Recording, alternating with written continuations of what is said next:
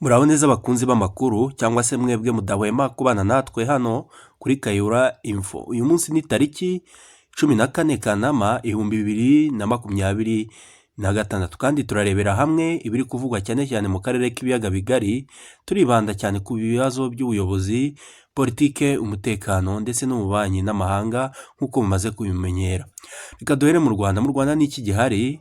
Mu Rwanda inkuru ikomeye cyane iri ku murongo w'ibiganiro bya politike n'umutekano w'akarere ni amasezerano y'amahoro hagati y'u Rwanda ndetse na Repubulika Iharanira Demokarasi ya Kongo.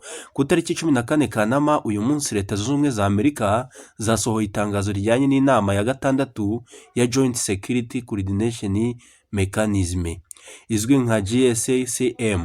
Iyi ni gahunda yashyizweho mu rwego rwo gukurikirana ishyirwa mu bikorwa ry'amasezerano y'amahoro hagati ya Rwanda ndetse na Repubulika Iharanira Demokarasi ya Kongo. Iyi nama ni ingenzi cyane kuko ikibazo cy'umutekano mu burasirazuba bwa Kongo kimaze igihe ari kimwe mu bibazo bikomeye cyane cyane mu karere k'ibiyaga bigari.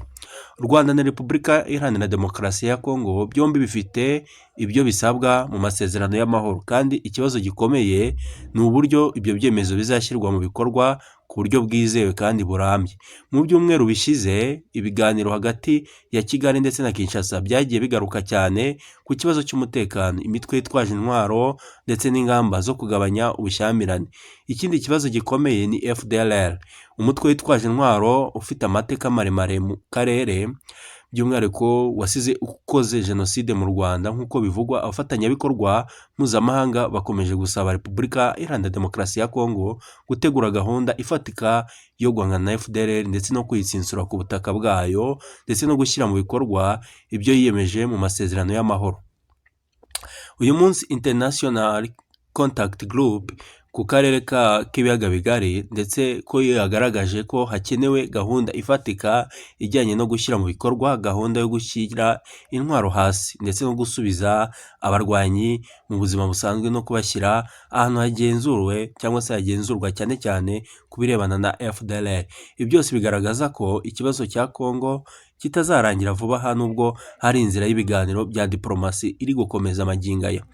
Ku Rwanda ikibazo cy'umutekano wa Kongo ni ingenzi cyane kubera ko ibihugu byombi bisangiye umupaka, kandi ikibazo cy'imitwe yitwaje intwaro mu burasirazuba bwa Kongo kimaze imyaka myinshi kigira ingaruka mu karere kose. Kigali yakomeje kuvuga ko ikibazo cy'umutekano w'u Rwanda kigomba kwitabwaho cyane cyane ku birebana na FDLR.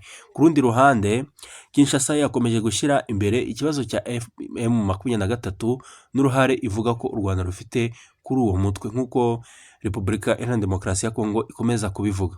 Ibi rero nibyo bituma amasezerano y'amahoro aba ikintu gikomeye cyane kugeza ubu ngubu. Ikibazo ntabwo ari ugushyira umukono ku masezerano gusa, ikibazo gikomeye ni ukuyashyira cyangwa se ukuyashyira mu bikorwa. Ni nayo mpamvu izi nama za GSCM zikomeje gukurikiranwa cyane cyane. Tugeze mu Burundi. Mu Burundi ni igiki gihari, ni igiki kivugwa. Mu Burundi nayo iri mu bihugu bifite uruhare rukomeye cyane mu bibazo by'umutekano byo mu karere cyangwa se mu biyaga bigari. Perezida Evariste Ndayishimiye yakomeje kugaragaza ko Burundi ishaka kugira uruhare mu gushaka amahoro n'umutekano mu karere. Muri Kamena 2026 Ndayishimiye yasuye Repubulika Iharanira Demokarasi ya Kongo, aho yaganiriye na Perezida Felix Tshisekedi ku bibazo by'umutekano ndetse n'ubufatanye hagati y'ibihugu byombi.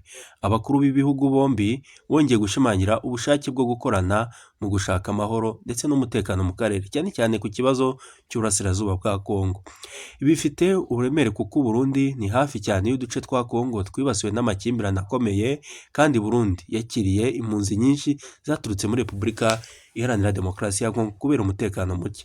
Bityo rero uko ibintu bigenda muri Kongo bigira ingaruka no ku Burundi muri rusange. Mu mezi ashize abayobozi b'Abarundi ndetse na Kongo bakomeje ibiganiro ku bijyanye n'umutekano w'ubufatanye. Minisitiri w'Ububanyi n'Amahanga w'u Burundi nawe yagaragaje ko igihugu cye gishyigikiye inzira y'amahoro ziri gushakishwa mu karere.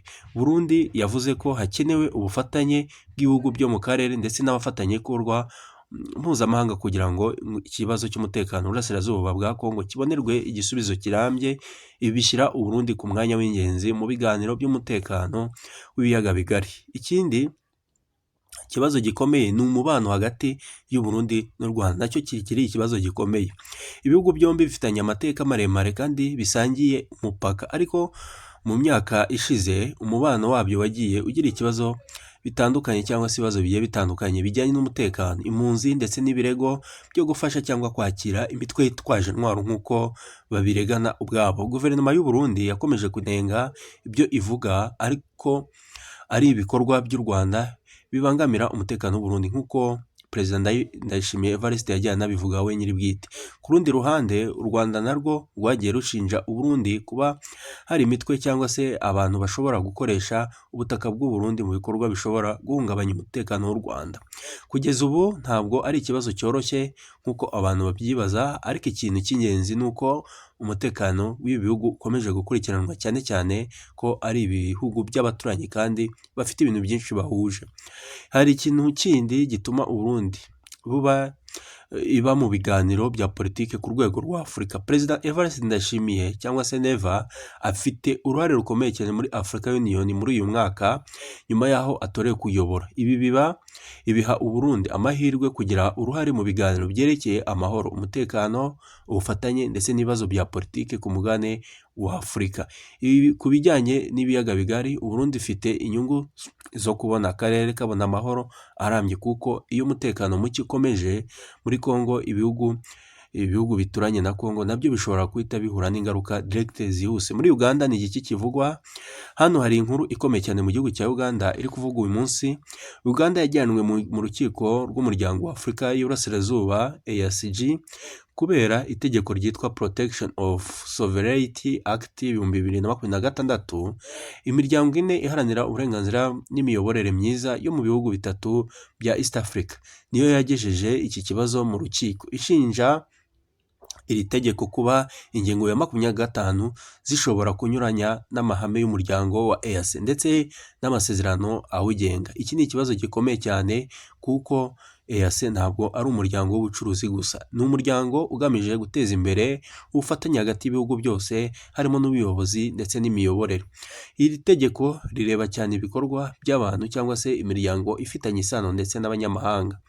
Mu ngingo zaryo harimo ibikorwa bya politiki bishobora gukorwa hagamijwe guteza imbere inyungu z'umunyamahanga, rinavuga ku nkunga cyangwa se amafaranga ashobora gutangwa hagamijwe gutera inkunga ibikorwa bya politiki. Iri tegeko kandi rireba ibikorwa bikozwe bikoreshejwe uburyo bwa digital platforms.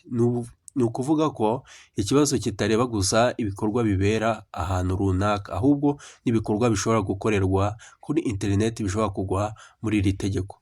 Abaryeguriye urukiko bavuga ko hari ingingo zaryo zishobora kubangamira ubwisanzure bw'imiryango ndetse n'imikorere y'amashyirahamwe. Ubu ikibazo kikiri mu biganza by'urukiko rwa EAC muri rusange. Ikindi kibazo gikomeye muri Uganda ni politiki nyuma y'amatora 2026. Perezida Yoweri Kaguta Museveni yongeye gutorerwa, ariko abatavuga rumwe n'ubutegetsi bakomeje kuvuga ko amatora yaranzwe n'ibibazo bitandukanye. Umwe mu banyapolitiki bakomeye batavuga rumwe n'ubutegetsi, Bobi Wine, ubu uri hanze ya Uganda, yakomeje gutanga ibirego bikomeye ku miyoborere y'iki gihugu. Mu kiganiro giheruka, Bobi Wine yavuze ko yahunze Uganda nyuma y'amatora kubera ibyo yari yavuze cyangwa se ibyo yavuze ko ari uguhigwa n'inzego z'umutekano we nyir'ubwite. Yanashinje General Muhoozi Kainerugaba, umuhungu wa Perezida wa Repubulika ya Uganda Museveni, akaba n'umuyobozi mukuru w'ingabo, kuba yaratanze iterabwoba rikomeye kuri we muri rusange. Ibi birego bya Bobi Wine kandi ntibisobanura ko byemejwe n'urukiko cyangwa se inzego zigenga, ariko biri mu bituma politiki ya Uganda ikomeje gukurikiranwa cyane muri rusange. Ku rundi ruhande rw'ubuyobozi, Perezida Museveni aracyafite uruhare rukomeye cyane muri politiki ya Uganda. Yagiye ayobora igihugu kuva mu 1900 cyangwa se ko yayoboye igihugu kuva mu 1986 ajya ku ngoma y'ubutegetsi, kandi nyuma y'amatora ya 2026 yongeye kubona indi manda. Muri Kanama, Museveni yakomeje no kuvuga ku bijyanye n'icyerekezo cya East African Community cyangwa se EAC muri rusange. Mu cyumweru gishize yongeye gushimangira ibitekerezo cy'uko cyangwa se igitekerezo cy'uko ibihugu bya East African byagera kuri Political Federation, aho ibihugu by'akarere byarushaho kugira imiyoborere ya politike ihuriweho muri rusange. Iki gitekerezo ntabwo ari gishya gusa, cyagiye kivugwa imyaka myinshi muri EAC, ariko kuba Uganda ikomeje kugishyigikira bituma cyongera kugira cyangwa se cyongera gufatwa nk'ikintu gikomeye ku biganiro by'akarere. Iyi ni Kayora Info, kora subscribe tujye dukomeza kubana natwe umunsi ku wundi.